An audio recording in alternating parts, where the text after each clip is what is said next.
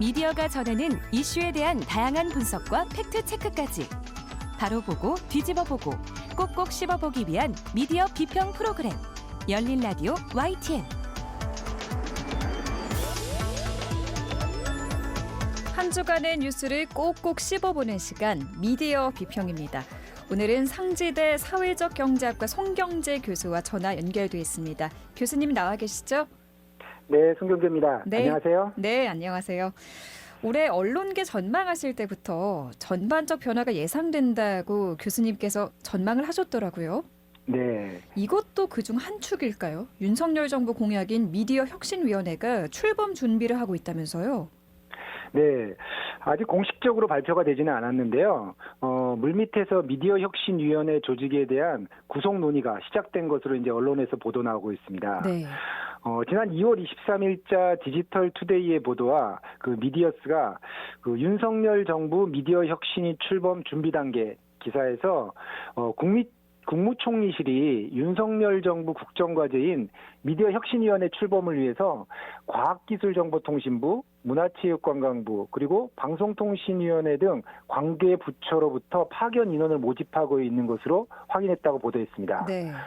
실제 보도한 언론사의 인터뷰에서는 관계부처 관계자가 요청을 받았고 협의 중에 있다고 밝혀서 미디어 혁신위가 가시화된 것이 아니냐는 언론계 평가가 나오고 있습니다. 미디어 혁신위는 인수위 시절부터 사실 꾸준히 이야기가 나왔던 기구인데요. 아직 구체적인 논의는 드러나지 않았다. 하지만 물밑에선 열심히 노를 젓고 있다는 거군요. 네. 실제 일부 언론사에서는 그 미디어 혁신위 위원장으로 몇몇 인사가 거명되고 있다고까지 보도했는데요. 이건 조금 더 지켜봐야 할 것 같습니다. 다만 확실한 것은 그 지난해 윤석열 대통령 당선 이후인 4월 대통령직 인수위원회가 미디어 전반의 법 체계를 재정립하기 위해 대통령 직속으로 미디어 혁신위를 설치하겠다고 밝혔는데요. 네. 당시 인수위의 박성중 간사는 신문이나 정기 간행물은 문체부가, OTT 등은 과기부가, 그 방송과 통신은 방통위가 담당하고 있다고 지적하고 미디어 혁신위에서 미디어 전반에 대한 전체적인 정책을 구상하고 그것에 대한 정책을 만들어서 각 부처에서 할 수 있도록 하는 컨트롤 타워 역할을 하겠다라고 밝힌 바가 있습니다. 네. 이에 대해 학계와 언론계, 그 언론 시민단체에서는 우려의 목소리를 내기도 했는데요. 아무래도 미디어 전반의 정책을 구성하고 새 판을 짠다는 게 쉬운 건 아닌데 네. 이것이 하향식, 즉 탑다운 형태로 진행될 것이라는 우려감이 크게 작용한 것 같습니다. 언론 정책 전반을 아우르는 중요한 사안인데 지나치게 정부 주도로 가게 되는 것에 문제점을 지적한 거죠. 네.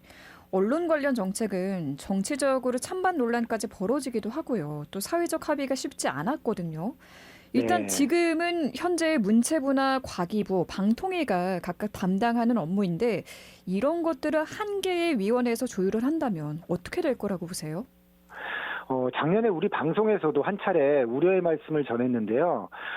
기존 정부기구가 각각 이미 역할을 하고 있는데 자칫 미디어 거버넌스 통합과 개편 없이 설치되는 대통령 직속위원회 기구에서 또 다른 옥상옥 조직이 되어서 위험하다는 지적을 했습니다. 네. 실제로 인수위나 미디어 혁신위의 컨트롤 타워 기능을 강조할 경우에 사회적인 논의도 부족하고 일방적인 언론 정책으로 언론계 혼란이 가중될 것이란 우려감도 제기되기도 했습니다. 그렇군요.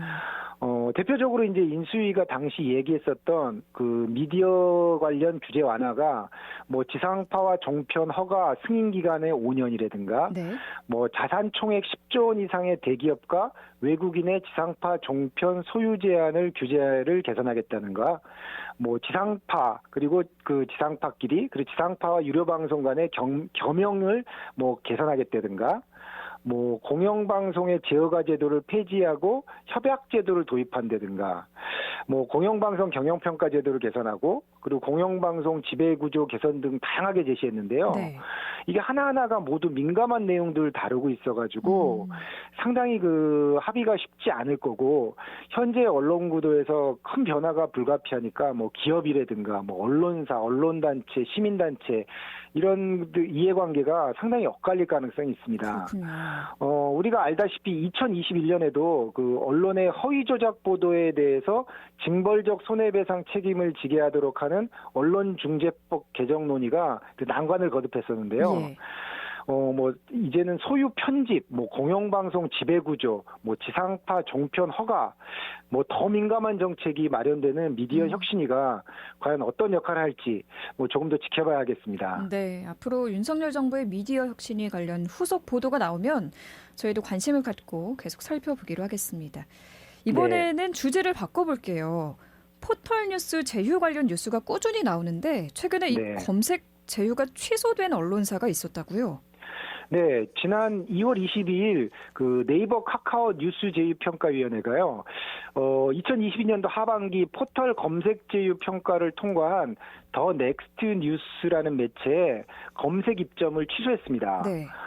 이번 결정은 이제 상당히 이례적인 것으로 우리 제휴평가위원회에 허위 자료를 제출한 의혹이 있다는 2월 13일자 미디어스 보도 이후에 나온 결정인데요.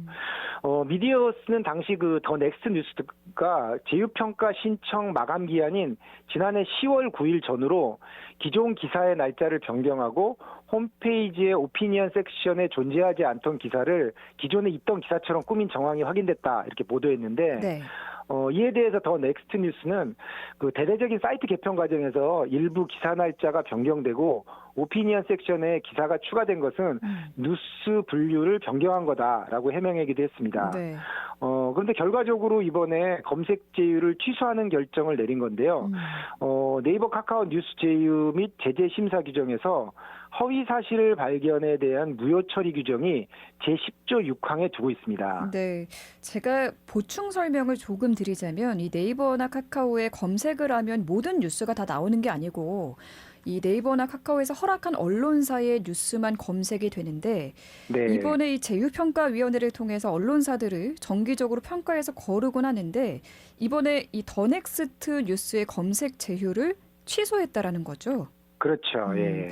이렇게 검색 입점이 취소된 거는 상당히 이례적인 거 아닌가요? 그런데 또 다른 뉴스를 보면 이 경인일보가 공정위에 신고서를 냈다고 하는데 이 내용이 네이버와 카카오가 공정거래법을 위반했다라는 겁니다. 구체적으로 어떤 내용입니까? 연합뉴스의 지난 2월 28일자에 네이버 카카오 뉴스 제휴 공동결정은 담합이다. 공정위 신고라는 보도가 나왔는데요. 네. 네이버와 카카오가 공동으로 뉴스 제휴 여부를 정하는 구조가 담합인지 공정거래위원회 판단을 물은 겁니다. 즉 네이버와 카카오라는 양대 포털이 뉴스 제휴 여부를 심사하는 것이 공정한지 담합인지를 가려달라는 것인데요. 네. 연합뉴스 보도에 따르면은 경인일보는 2020년 9월부터 작년 10월까지 총 4차례 네이버와 카카오에 뉴스 콘텐츠 제휴를 신청했는데 재평이 심사 끝에 모두 탈락하게 되니까 문제를 제기했다고 합니다.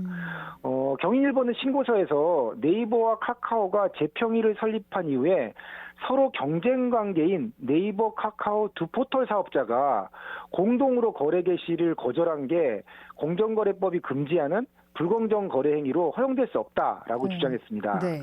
법을 살펴보면요, 공정거래법 제45조 제1항 제1호가 부당하게 거래를 거절하는 행위를 불공정 거래 행위로 규정하고 있고요. 네.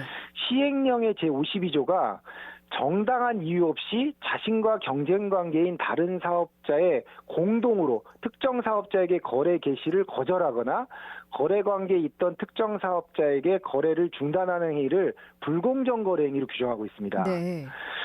이에 이제 경일보는 시장 지배적 사업자인 네이버하고 카카오가 인터넷 뉴스 시장에서 공동으로 거래 개시를 거절하는 경우에 언론사는 대안이 없다 이렇게 호소하고 있는데요. 최근 이제 포털뉴스 제휴와 관련한 공방이 이제는 법리적인 다툼으로 이어지고 있다는 평가입니다. 네. 이 신고는 단지 공정거래위의 담합 여부만이 아니라 사실상의 재평이라는 조직의 존재 여부까지 다룰 수 있게 되었다는 점에서 이목이 쏠리고 있습니다. 만약에 이제 불공정 거래 행위로 결정된다면 재평의 조직의 이제 논리적 정당성이 기반에서부터 허물어지게 될 수도 있거든요. 그렇겠네요. 사실 이 문제는 저 개인적으로도 민간 기업인 포털사가 제휴라는 명목으로 언론사를 심사하고 퇴출할 수 있는 것이 과연 정당한가? 자칫 표현의 자유를 제한하는 조직이 아닌가 이런 논리적인 의구심이 있어서 사실 위헌 소송이나 헌법 소송을 한번 가려볼 필요가 있다는 생각이 있었습니다. 네. 이번에 이제 당사자인 경일보가 공정위에 신고한 만큼 그 결과를 지켜봐야 할 겁니다. 네. 저도 사실 몰랐던 거를 이번에 교수님을 통해서 알게 됐는데 한번 정말 진지하게 다 함께 고민해 봐야 할 사안이라는 생각이 듭니다. 그렇습니다. 관련해서 해법이 논의되고 있습니까? 정치권에서? 여야 정치권에서는 사실 걱정이 앞서는 게 오히려 한술 더 떠서 재평의를 법적 기구화해서 여러 단체가 참여하는 공적 기구로 만들자는 법안도 나오고 있는데요. 이것은 자칫 언론의 서열화라든가 포털뉴스의 정치권 개입이라는 또 다른 문제를 낳을 수 있다는 점에서 지극히 위험한 발상입니다. 네. 그런데도 지금 현재 정치권에서는 포털뉴스 제휴평가위를 공적 기구화하자는 내용을 담은 신문법 개정 논의가 진행되고 있습니다. 그 외에도 재평의는 그 제휴와 퇴출 과정의 심사 불투명성 문제가 계속 제기되는데요. 네. 이번에 문제가 법리적인 다툼으로까지 간 거죠. 그 몇 년 전에도 콘텐츠 제휴사에서 검색 제휴로 강등 조치를 받았던 연합뉴스와 스포츠서울이 가처분 신청을 제기해서 인용 결정을 받기도 했었습니다. 네. 오늘 교수님께서 미디어 혁신을 둘러싼 언론계의 구조 변화 그리고 포털뉴스 논쟁 구체적으로 짚어주셨습니다. 앞으로도 학자로서 좋은 대안, 방법들 많이 소개해 주시길 부탁드리겠습니다. 오늘 말씀 여기까지 드릴게요. 감사합니다, 교수님.